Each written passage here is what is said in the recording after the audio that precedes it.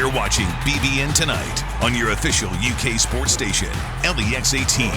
Presented by Central Bank, the official bank of UK athletics.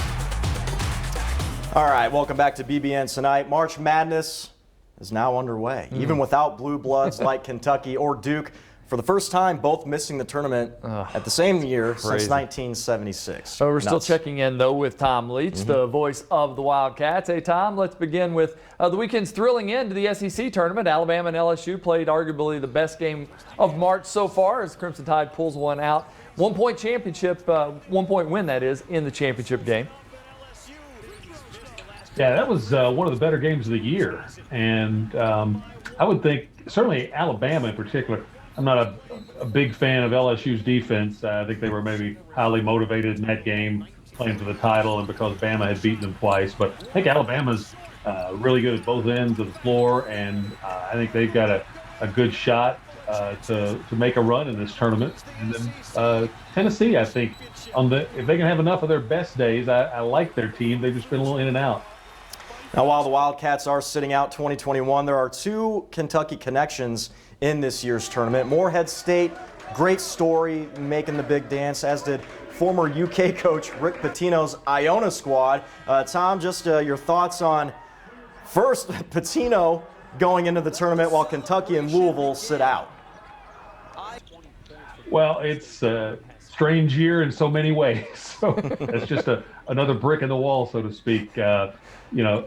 Rick's team was, I think, seeded lower than should have been in their league tournament because of the rules they set up for their league tournament. I think they missed quite a few games with COVID, and that caused them to be seeded lower. But they still had to take out the number one seed. So, it's no surprise his team was playing its best there at the end of the year. And I would think that that game against Alabama could be one of the more entertaining first-round matchups, I would think.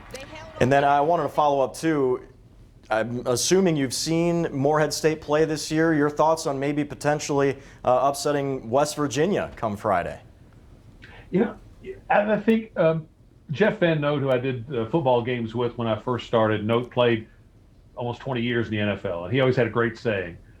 Winning is a habit, and so is losing. And Morehead got in a habit of winning. They lost one game, I think, in 2021. I think it stretches back that far. They played some good teams. I mean, they played at Kentucky. They played at Ohio State. So they've been battle-tested, and couldn't be more thrilled for Preston Stradlin and the job that he's done there, and built a really nice team that is built on being tough and playing great defense, and they have an outstanding individual talent in Broom. So I like West Virginia. I have all year. I think that's a tough matchup. I wish they had gotten put against somebody else, but I would certainly give them a shot. All right, so Louisville's going to have to wait and see if they can play in the NCAA tournament. They were not one of the 68 called by the selections committee, which is headed by none other than Kentucky Athletics Director Mitch Barnhart. Tom, here's how he explained that decision. What we've noticed was they were on our under consideration board deep into the discussions that we had.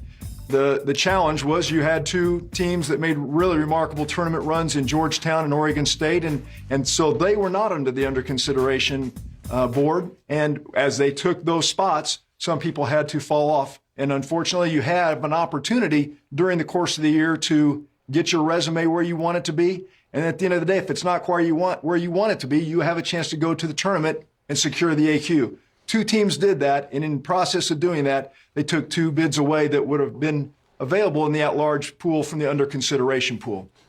And Tom, quickly, in about 20 seconds or so, I mean, Chris Mack said today, we put ourselves in this position.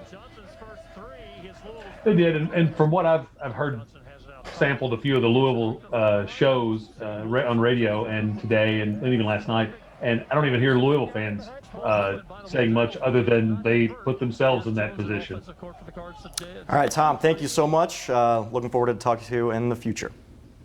Sounds good, guys. Have a good day. All right, stick around. We'll have more after this.